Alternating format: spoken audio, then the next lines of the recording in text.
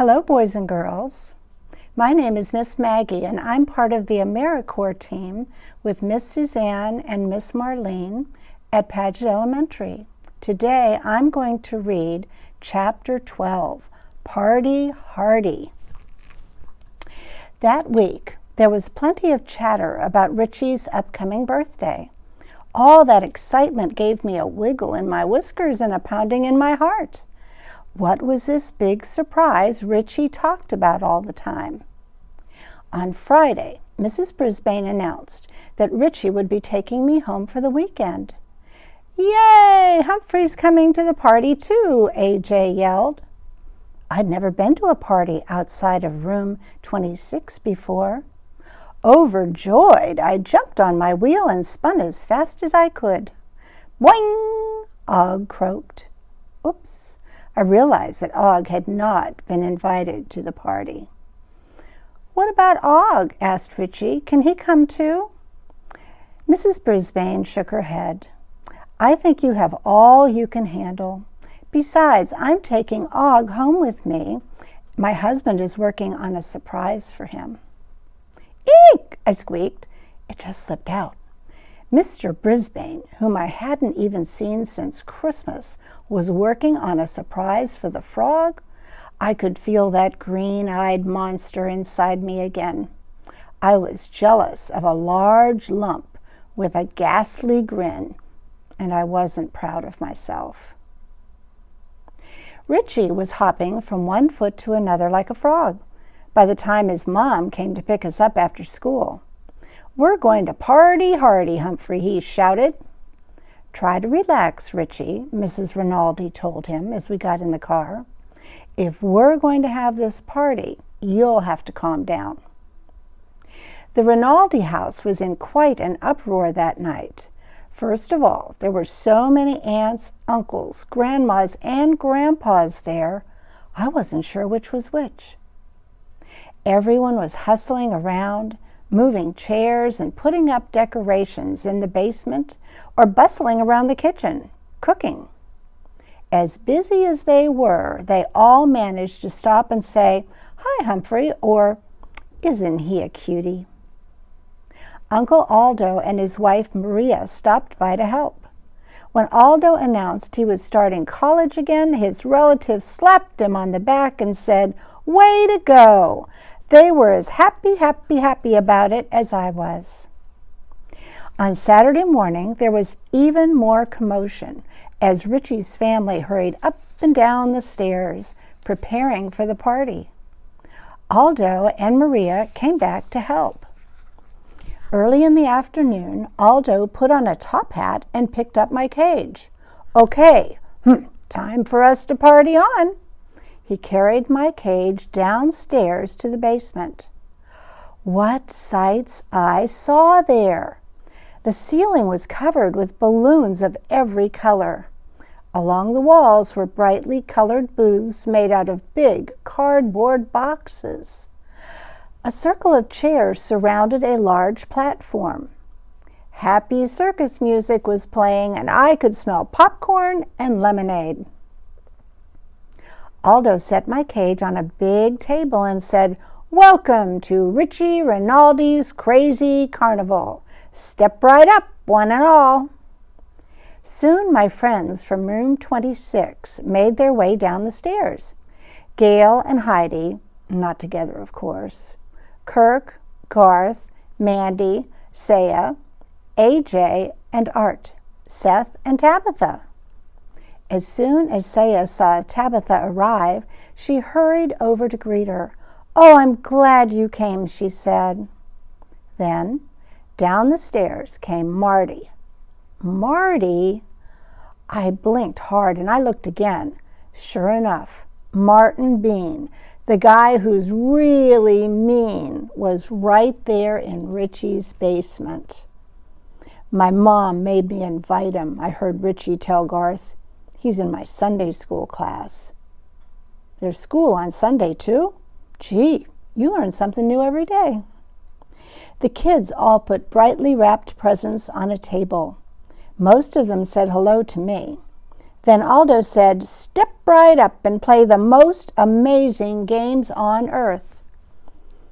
Each of the booths along the wall featured a different activity. Richie's dad had a booth where the kids tossed rings at empty soda bottles. If 3 rings landed over the bottles, you got a pink ticket. Cousin Mark's booth featured a game where you threw a small basketball through a hoop. You got a pink ticket for each basket made.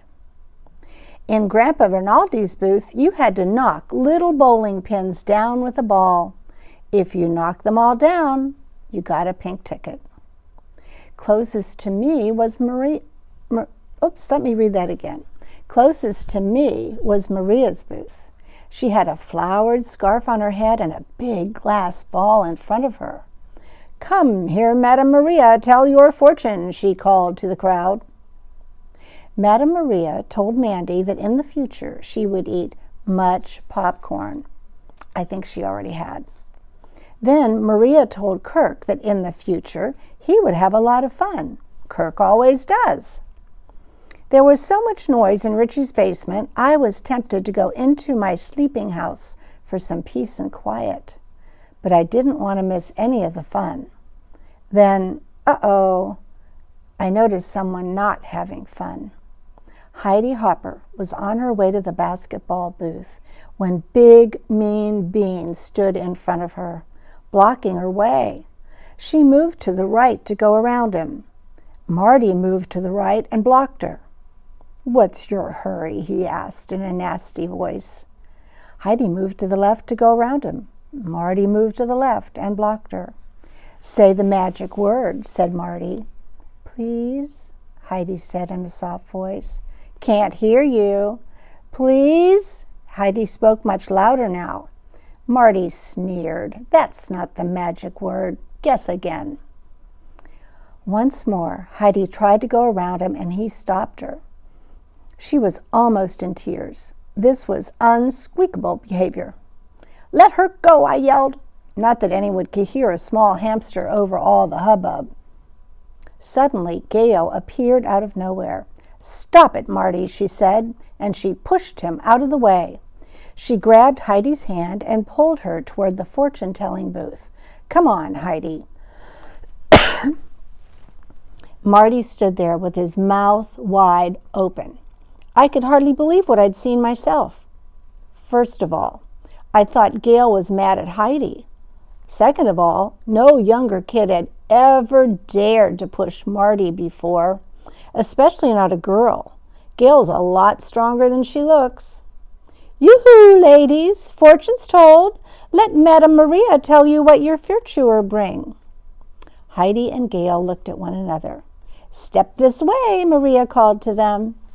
The 2 girls scurried over to her booth and sat down as Maria stared into the glass ball. "You will be best friends forever," Maria predicted. "Hooray!" Heidi and Gail looked happy with their fortunes. As they walked away, I heard Gail say, "I'm sorry I said you were a cheater. I was wrong." "I'm sorry I called you a crybaby," said Heidi. They didn't seem to know what else to say until Mandy raced up and asked if they'd tried the ring toss yet. The 3 of them hurried off to the booth. Those old gold friends, Heidi and Gail, were back together at last. Meanwhile, Marty seemed puzzled by the whole incident. He stood motionless, watching the other partygoers pairing off and having fun together. I guess Aldo was watching because he marched over to him and said, "If you need something to do, I could use some help giving out prizes." Marty didn't answer. "Or would you rather be with your friends? You do have friends, don't you, Marty?" Marty stood like a statue, staring at Aldo. "You know, Marty, if you stop pushing everybody around, people might start liking you. So why don't you come over and do something nice, like handing out prizes?" Aldo didn't wait for an answer. He put his hand on Marty's shoulder and marched him to the prize booth. Meanwhile, Richie and Seth cheered on Tabitha as she got 3 baskets in a row. Smiley the bear was nowhere in sight. After Miranda and Saya had each earned a handful of pink tickets, they headed for the prize booth. But when they saw Marty there, they stopped in their tracks. "I'm not going over there if he's there," said Miranda. "He'd probably steal my tickets." AJ and Art were already at the prize booth, trying to choose from the assortment of little puzzles, paddles with balls attached, and funny cardboard glasses with eyeballs painted on them. Aldo and Mary stood behind the prize table. "Hurry up and take something," Marty said in a gruff voice. He tried to stuff the glasses in AJ's hand. "Move it along." Aldo nudged Marty. "Give them a chance to decide what they want, Marty," he suggested. "How about a train whistle?" he asked, holding up a big wooden whistle in the shape of a train. "Maybe," said AJ. "Paddleball is always good," said Art. "I'll take that." "Good choice," Marty mumbled. "I'll take the whistle," AJ decided. "Thanks." "You're welcome." It sounded strange to hear mean Martin Bean say those words. Kirk rushed to the prize booth and with a handful of tickets. "Well, if it isn't Kirk the jerk," Marty stopped himself before he finished. "Kirk the basketball king," said Aldo. "Pick a prize." Kirk had enough tickets to get a flower with a bulb attached that could squirt water. "Good choice," said Marty. His voice sounded different. I guess he wasn't used to saying nice things. At last, Saya and Miranda, who had been watching Marty, finally came forward clutching their prize tickets. "Ladies, come get your prizes," said Aldo. "Marty will help you. He likes to help, right, Marty?" "Here are some keychains," Marty told the girls as they nervously stepped forward. "Or maybe you'd like the tic-tac-toe game." Miranda and Saya were obviously surprised that Marty was acting like a human being is supposed to act, but they handed over their tickets. "Thanks, Marty," said Miranda, taking the keychain. Aldo grinned. So did Marty. Everyone was having such a good time. I was tempted to open the lock that doesn't lock and join the fun. While I was thinking it over, Aldo blew a whistle and asked everybody to come to the center ring for the big show. As I watched my classmates rush for their chairs, I realized I had an excellent hamster's eye view of the center of the ring. There was no need to plan an escape after all. Once everyone settled down, Aldo took center stage and waved his top hat dramatically. "Ladies and gentlemen, get ready to be dazzled by the one, the only, the amazing Magic Mitch." Amazing Magic Mitch turned out to be a tall, skinny man, also wearing a top hat. His long blonde hair touched his shoulders. He had an oversized black jacket with a red and white striped t-shirt, and he wore huge red-rimmed glasses. Aldo applauded and the rest of the audience joined in. Magic Mitch carried a table in one hand and a suitcase in the other. He put the suitcase on the table and pulled out a large black wand. Now I understood. Amazing Magic Mitch was a magician. I'd heard about magic shows, but I'd never seen one before. My whiskers started to quiver as the act began. He talked the whole time he performed his act. Talk, talk, talk. First, he started out with a card trick. He brought AJ out of the audience and asked him to pick a card, memorize it, and return it to the deck. The magician mixed up the cards and asked AJ to pick another card. The card AJ selected this time happened to be the exact card he had picked the first time. "Think it's a trick deck?" asked the magician. "Yes," said AJ. So Magic Mitch called Tabitha out of the audience. He asked her and AJ to check the deck of cards to see that everything was normal. It was. Then Tabitha had to pick a card and memorize it. Mitch shuffled the cards all around again. When Tabitha picked another card from the deck, you won't believe it, it was the exact same card she picked before. Everybody applauded, except me. This guy seemed a little too crafty for me. I decided to keep a close eye on him. Magic Mitch asked if he could borrow a coin from somebody. Marty volunteered with a quarter he had in his pocket. Imagine a grown-up taking a coin from a kid. Mitch rolled the coin up into a handkerchief and it disappeared completely, right before our eyes. He shook out the handkerchief, but the quarter was gone. Marty gasped. Someone should have warned Magic Mitch not to make Mean Bean mad. The magician leaned over and asked, "What's that in your ear?" He reached out to touch Marty's ear and produced a quarter, the same one Marty had given him. Now I ask you, how can a coin disappear into thin air and then turn up in somebody's ear? This guy was cheating, cheating, cheating. Next, Magic Mitch had the nerve to ask if the birthday boy had gotten any paper money for his birthday. Richie came up and gave the magician a brand new dollar bill.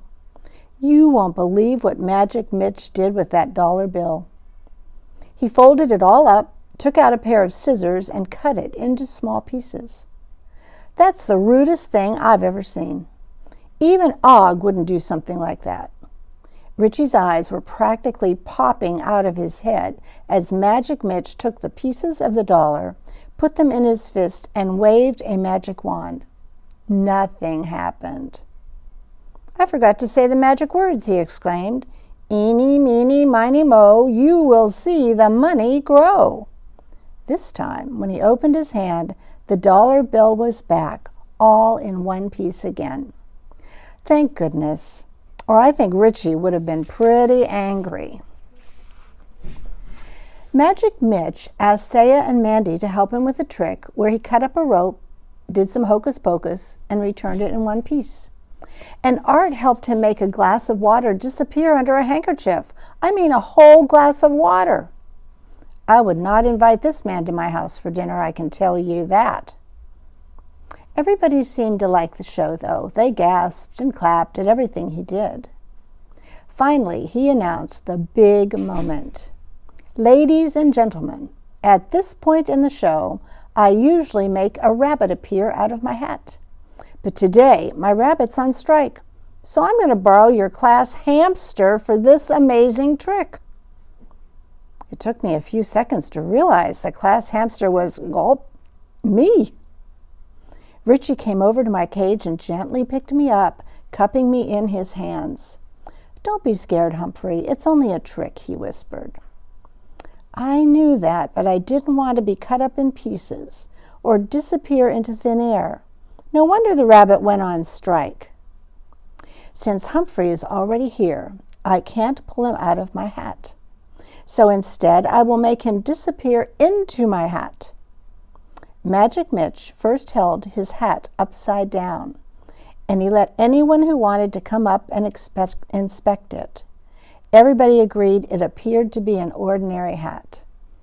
Mitch took me from Richie and put me in the hat. It was dark, dark, dark inside, and I have to admit, I don't like dark places.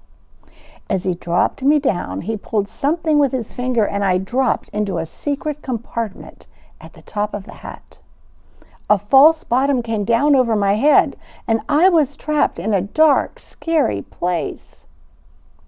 I could hear Magic Mitch's muffled voice saying, "Abracadabra, Humphrey dear, I will make you disappear."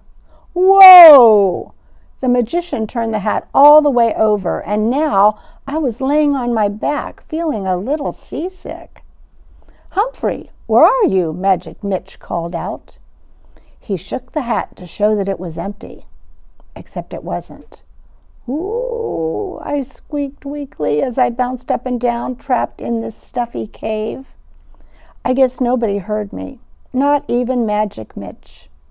I could hear the sounds of kids gasping and shuffling around in their seats. "Where's Humphrey?" I heard AJ ask. "Beats me," said Magic Mitch. He turned the hat around and put it on his head. "Want to see another trick?" "Bring back Humphrey," Richie said. in a voice as loud as AJ's. "Humphrey who?" asked the magician. He started to do another trick. I couldn't see what he was doing since I was completely in the dark. Well, if Magic Mitch wasn't going to do anything about getting me out of that hat, I was going to do something for myself. When I squinted my eyes, I could see a pinpoint of light above me. If I could see light, there must be an opening there. I crouched in the little space and reached up with my paws. I pushed, I scratched, and I pushed some more. I may be small, but I'm strong for a hamster. I could hear Magic Mitch repeating, "Now you see it, now you don't. Which shell has the P under it?" "Bring back Humphrey," more voices shouted, but Mitch ignored them. Now I could see a lot more light. The top of the hat was opening from all my pushing. There was a space barely big enough for me to squeeze through. I pushed myself up with all my might and popped right out of the top of the hat.